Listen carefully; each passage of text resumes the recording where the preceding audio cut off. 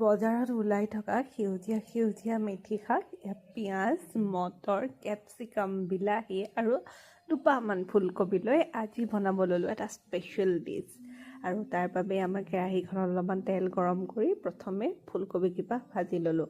আৰু ফুলকবি যেতিয়া ভাজি হ'ল তাতে মই গৰম মছলাৰ কাৰণে ইয়াত ধৰি লওক অকণমান জলকীয়া কেইটামান, শুকান আৰু অকণমান দালচেনি ভাজি ল'ম। আৰু এইখিনিতে এটা কথা কওঁ, যিহেতু মই ইয়াত অকলে থাকোঁ, গতিকে মই মোৰ নিজৰ বাবে বনাওঁ, যিহেতু এজন মানুহৰ কাৰণে বনাওঁ কাৰণে সকলো বস্তুৰ পৰিমাণবোৰ কমকৈ থাকে।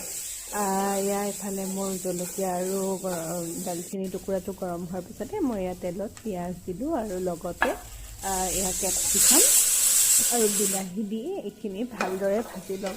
আৰু ইয়াত মই প্ৰয়োজন অনুসৰি নিমখ আৰু হালধি দি ল'ম। এই ৰেচিপিটো মই বা এজনীয়ে বনোৱা দেখিছিলোঁ আৰু বাজনীয়ে বনাই লৈ খাওঁতে ইমানেই ভাল লাগিছিলে, মই ভাবিলোঁ ময়ো বনাই খাম আৰু লগতে মই ভিডিঅ'টো কৰি থ'ম। আৰু মই ইয়াত প্ৰয়োজন অনুসাৰে নিমখ, হালধি আৰু যিজন মছলা আছিলে সেই মছলাখিনি দিলোঁ। আৰু মই 4-5টামান কাজুও দিছিলোঁ। গতিকে এইখিনি এতিয়া মই ভালদৰে ভাজি ল'ম।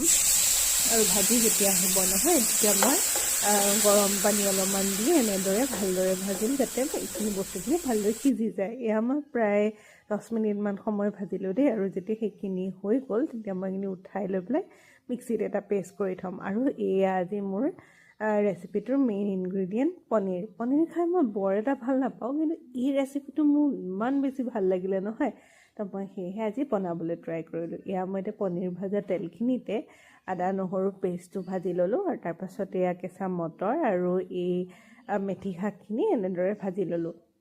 আৰু এই যে মই প্ৰথমে ভাজি লৈছিলোঁ বিলাহীয়ে কেপচিকামৰ, সেইখিনি মই এটা মিক্সিত পেষ্ট বনাই ল'লোঁ। আৰু পেষ্টটো এতিয়া মই সেই